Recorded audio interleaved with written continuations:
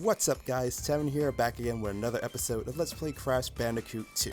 So, let's go ahead and continue on with our adventure. We have the Eel Deal last left for the second area of the game before we can move on to the next boss fight, and we're going to be tackling this one as Crash. So, the hidden gem behind this one's actually kind of dickish the way they had this one set up. It's going to be behind a hidden, vault. Is that the word? Hidden vault, or a fake vault door.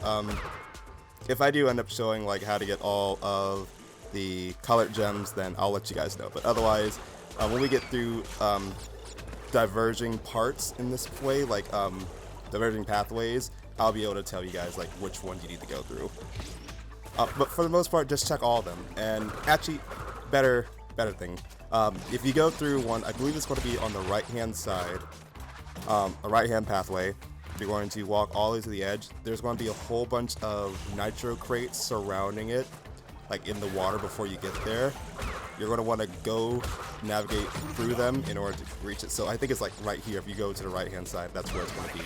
Just keep going until you reach the vault door and just hop through it because it's a fake. And of course in this one, the most annoying thing is going to be watching out for the eels when they electrocute the water. So you want to make sure you're out of it and on a platform before they do that. Otherwise you're going to get shocked and you're just going to hurt. For the most part, you're going to want to follow the Wampa fruit. That's going to lead you to where you need to go. But you're only going to come here just to get the crystal and then proceed backwards and go through the other pathway to continue on with the level. Because otherwise, if you just go through the right hand side, you're going to go through, but you're not going to get the crystal. And the whole point of this is to gather all 25 crystals, so we're going to need those. These rats are semi-annoying just because of how like they navigate.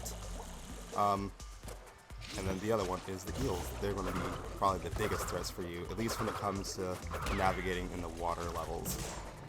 Also, keep an eye on your these barrels too, I should say, because the way they're rolling, it's really annoying. You can easily get in your way. And we're going to want to hop down this hole, but again, you want to break these crates if you're trying to get all the clear gems. And at this point, it's like, okay, they're there. I can see them. I can break them. Let me just feed my addiction right now and destroy all these. So let's grab this checkpoint and destroy all the nitro crates in the level. And then we need to jump up onto these hang bars or this grating on the ceiling in order to navigate our way over this lava pit so we can move on. And while we're doing this, we can't do our slide of course, but we can still spin. These enemies, I believe they are invincible, at least how they are right now, because we can't really slide into them and we can't jump on them. So for the most part, we just have to avoid them. And to get back off, you just want to hit the jump button again in order to fall down to get off there. And through here, this part always like, this is another section that gives me like anxiety, I want to say, whenever I'm going through it, because if I can't do like my sliding spin, or at least if I don't have Aku there as that extra level of protection, like I feel really nervous whenever I go to do it, because I feel like, okay, I'm not going to hit this jump and I'm going to like overshoot it and hit something or fall into the lava. But we made it through with little to no boxes missed. So that's how you get the clear gem, the green gem in that level. 10 of 25 crystals. You're on your way. I'm running low on power, so communication from this point will be difficult.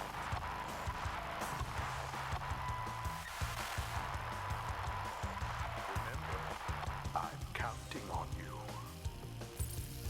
Alright, so we couldn't quite make out that last bit, but now we have the Komodo Brothers to deal with, which are going to be the very first new enemy, or new bosses that we encounter. That'll be a staple in the series as well, especially in Crash Team Racing, Nitro Fueled. So we got Komodo Joe, who is the skinny one, and Komodo Mo, who is the thicker one. So of course, Mo is going to send his brother spinning around, and we just want to avoid him as best as we can. I did terrible until he stopped spinning, and then spin into him so he can knock into his brother. And then once they do that, you just want to avoid this throwing scimitars he's going to toss up until he starts to spin them again. And it's just rinse and repeat for all three phases. It's nothing too difficult. This is actually like one of the more simpler boss fights, even though a lot of these fights in this game, they aren't that difficult until like you get to... It's the second to last boss. I guess you can consider him difficult, but it's only difficult in terms of like, it takes a while. to actually like hit him due to the control setup they have you abiding by in that particular level. So he's down again, go and spin into him, and that's it for the Komodo Brothers. Not too hard. A lot of these bosses only take like 3 hits, surprisingly, until you get to the last 2. Actually, no, until you just get to the like, second to last one, because I don't even think Cortex takes that many hits, if I'm remembering correctly. But anyway, once you unlock the right to go against the boss, it locks out all the other levels in that area until you beat the boss. So if you want to go back, you can't go back and do the levels until you beat them. But now we're in the 3rd section, so what do you have to say now? Okay, it's a message from Coco. Good show, Crash. The Komodo Brothers obviously lacked your mettle. But now's not the time to get cocky. There are still many crystals to obtain. Remember, the world is counting on you. Okay, never mind. It wasn't Coco. It was Cortex. It's going to happen regardless if it's Crash or sorry, it's going to happen regardless if it's Cortex or Coco talking on the monitor. They'll just switch out Coco's model for Crash's, since again she wasn't here to do all this with us. Now we're back in these like Serene Water levels, and for these ones, like, it's really easy to go through them in a timely manner. You just have to remember to slow down every now and again when it comes to these time sections in the water.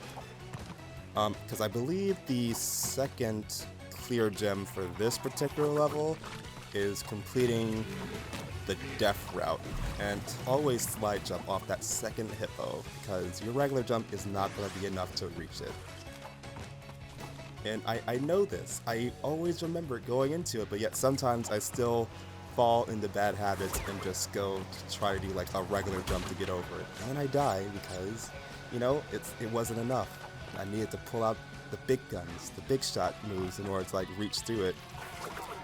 While you're jumping in the air when those piranhas are, just spin just in case, because that will knock them out the way, because otherwise they can damage you while you're jumping if they happen to be jumping at the same time and collide with you. Okay, never mind. This one's a time-based clear gem. And I was going too fast, too soon, and I ran into a mine. But I got a checkpoint, so it's not the end of the world, and it still continues the time trial up until you get another checkpoint. So if you want to keep trying, you can. Just make sure you don't get a checkpoint if you want to. And then we want to navigate through these minefields and these nitro crates in order to reach the end of the level as quickly as we can. We can still hit the checkboxes, gosh, since I'm not too big on trying to get all these right now. And of course the plants come back and you want to deal with them as efficiently as you can. Also, this level is kind of dickish in the placement of some of the enemies towards the later part of this level, because like right here, I literally always get hit doing that because there's no way to avoid it, and that's absolutely asinine that they did that. Same thing for like these sections over here. It's easier to just get rid of these plants right here before you proceed on. If you want to be absolutely sure you get the gem, then I would avoid doing this, but I still manage to get it either way. It's just, it's a bit more, it's a bit more relaxing on your nerves. You can do it that way. Okay, never mind. This wasn't the one where I actually did that, but, yeah, if you want to get the time, then just avoid doing what I did and killing those plants beforehand, because it'll waste your time. But I didn't have any more mass to take the hit away from me, so I would have died regardless if I didn't do this, so I had to. But that's another level down and another crystal obtained, so we're making pretty good time. These crystals aren't too hard to get once you know like the basic layout. Oh, so, oh duh, plant poop, because there's like so many fly traps. Sooner or later, this was one of the more difficult levels towards the beginning. This is one of the ones where you need a yellow gem in order to like get all the boxes, but since we don't have to worry too heavily on it. And I forgot to mention it too, when you go into a level, at the very bottom screen where it says like where the hints were, those will give you suggestions, or actually no, it'll just straight up tell you like how to go about getting the clear gems or the colored gems for that particular level, and that's a really big help, because I don't believe it did it in the first game, or if it did, it wasn't as like helpful, as I should say, for like all the levels. It mainly just told you how to do it for the colored gems, just, you know, clear the stage without dying and break all the boxes, their whole general terminology for it, instead of like being more like precise with it. And of course, this is one of Cortex's assistants, I believe. So I guess he turned over to Engine's side. Brio's side. Engine's the new one. When he was moving over, because now we have to fight against him too. And there's actually going to be, like, a lot of enemies are returning too, in terms of, like, the Cortex-based ones back from the first game, but you won't really see them until we actually get to, like, the last area, especially one in particular. It's definitely, like, the same character that we met before. He's not even really a character, per se, I would say. He's a, like, unique enemy type that we have faced before, and that we have definitely taken out before, especially when it came towards, like, the latter end of the adventure in the first game. So I'll point him out when we get to him, because that was interesting to go against him again, especially, like, the way, like, his design is now. But anyway, thankfully we got Akumas so we can deal with these crates over here. I want to come over to the right first just to activate all these other crates, but we do want to come back to the left-hand side just because there is going to be the crystal over there on this side for us to continue on. Yep. Thankfully it landed just in time for me to get another one so I can be safe going through the water. Not today, Eel. He will not kill me. So now we need to backtrack again. These levels are definitely backtrack heavy if you want to get all of the crates. Thankfully, I took care of all the major threats that were prevalent in this major area before the Mass's power wore out. So yeah, there we go, right at the very end. And didn't quite get all the missed 7, so yeah, not a big loss. We'll get it later. But that is it for Sewer or Later, so now we can move on to the next one.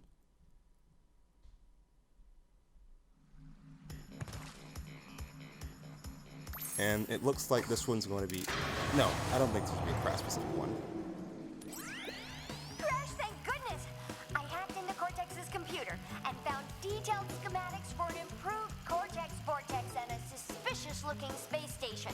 I'm not sure, but Cortex might be trying to... And of course, that message from Coco, then it just switches me right back to her. So I always find that one, like, hilarious whenever it does that. Okay, never mind. This one is a crash-specific one. Oh, because we have to ride the bear towards the very end, I believe. I believe that's what this one is.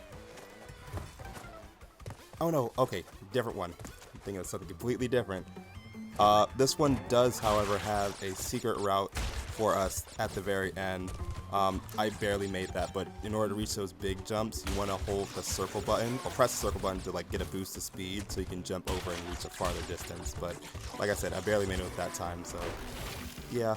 And at this section, it's annoying. It's the trial and error thing coming back into play here. You want to make sure that you want to jump slightly beforehand when you get to the edge. That way when you land on the second one, you're in the middle and have enough time to do your next jump over it, so you can actually, like, reach the other one as safely as you can.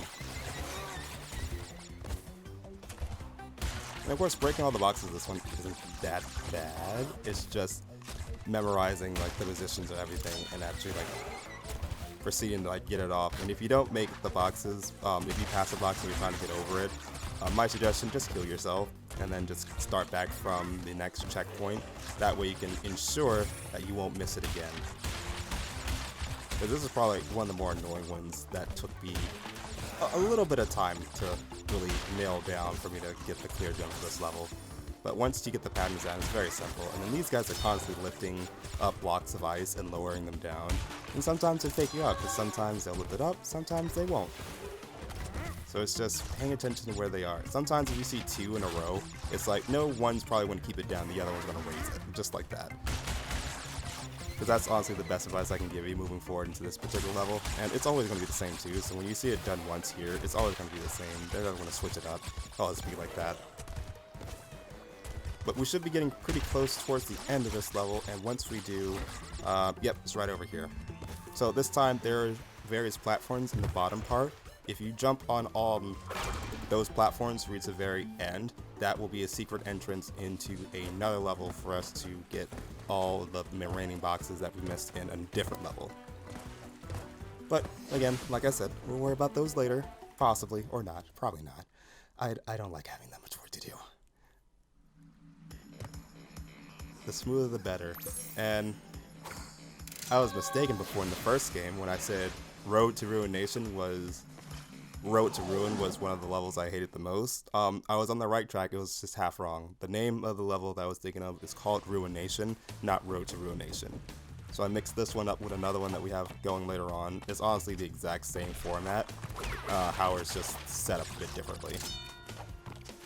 It's mainly because there is a particular secret level in this one that you need to get to first before you do that, so you can start from a ladder end to get all of the boxes in this one. It's even the bonus level too that's kind of...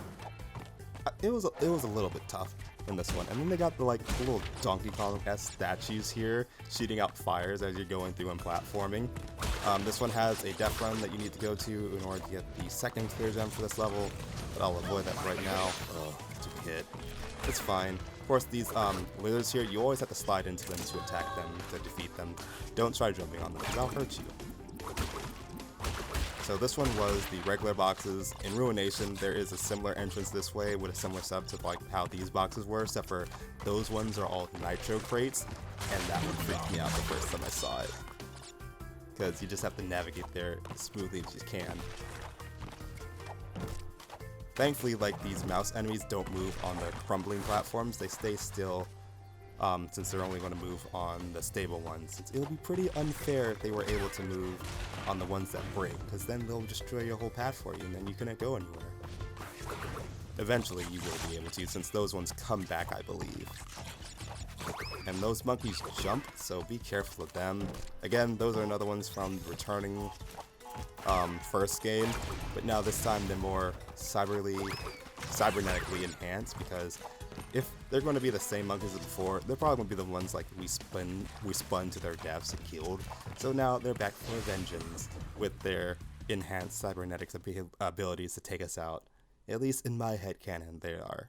I don't know for certain. They're probably just weird monkeys that used to be Cortex's experiments until, you know, Brio got a hold of them and used them for something else. Unbearable. This is the one I was thinking of. This is the one where it starts out as like a boulder type running away level that transitioned into the Ride the Animal to the end of the stage. So we're not running from a boulder. Instead, we're running from a giant polar bear in this one. I don't know his relation to the polar bear that's our pet, whose name is Polar, by the way. But I don't think they're related. They just happen to both be polar bears. And the reason why this one's chasing me, I have no idea. Be careful of these lizards too. As soon as you see them, I would like slide or dash into them so you can get rid of them. Slide or jump onto them. There we go. And this level also has a secret stage 2, a secret entrance towards another stage towards the very end. Well, not towards the end. I think it's actually closer towards this midsection over here. It has to do once the bear breaks a certain bridge for us, we're able to jump down in there to actually move on. Oh, and I fell through. Oh, that's just unfortunate. It's funny because like, there's like 2 different types of levels that's exactly set up like this, that each have its own secret entrance into it. One of them is the bear needs to destroy a gate, or sorry, destroy a bridge for you to go over. I think it's this one right here. So it'll start to destroy this bridge, fall through. Yep, if you fall in there, you're able to go to a secret entrance for another area. We want to destroy these nitro crates just so I have a little bit more later on, or if you're trying to, you know, get all the crates, that's a big help for you too. And now they're starting to be like jerkous in their placement of the level that we can stand on and introduce these bounce pads and dash pads everywhere, so we can actually make our way through it a little faster, but that just leaves room for more error in case you're not paying attention to where things are. Same thing with the electrical fields, that's irritating too. Thankfully, if you miss anything, the polar bear will destroy them for you, so if you're worried about, oh, I need to destroy these crates while I'm running away, you don't have to. They'll be destroyed for you, for those particular ones. And of course, like, I don't know why I'm still doing it, just because I felt like doing it at the time, but I didn't have to. But when it comes to this electrical field, slide. Same thing when it comes to the ones in front or behind a wooden gate, just slide into it, because your slide will still break through that wooden post as well. So here goes the polar bear running level, or a section of it.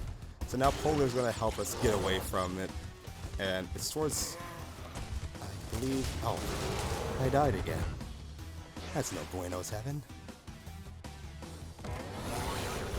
We're on episode 3 now, right? So this... I think this was the episode where I had the most deaths in throughout the... No, that's not true.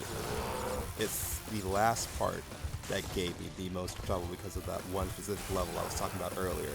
That one had the most deaths. Anyway, second secret entrance in this game. If you actually come and slide over this chasm over here and reach back over to where Polar is, that's going to be another entrance too.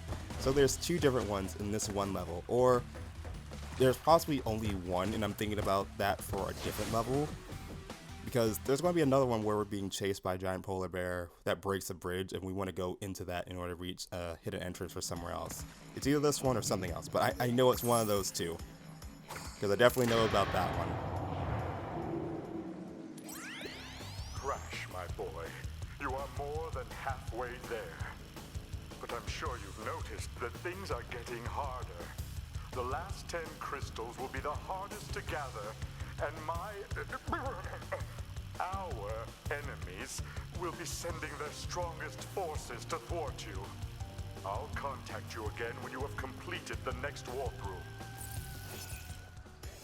And that's surprising. We actually only have 10 more left to do. But we're about to get into a boss fight real quick. And of course, Coco, I'm sorry, but we can't take this on. We're going to take this on as Crash to take on Tiny Tiger, who is another big staple enemy for Crash that is really strong like Koala Kong. However, he's just as slow too.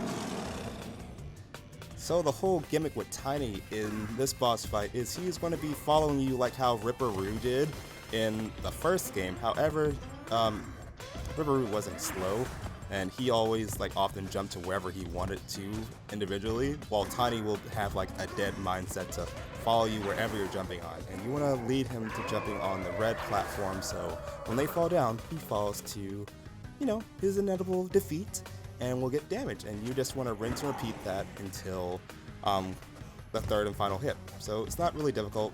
Of course, he'll mix it up too and do diagonal jumps too.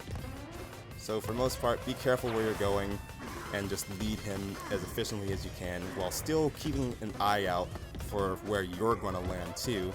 Otherwise, if you fall too while it's still continuing his falling animation, you'll get hurt and you'll die and you'll have to start all over again.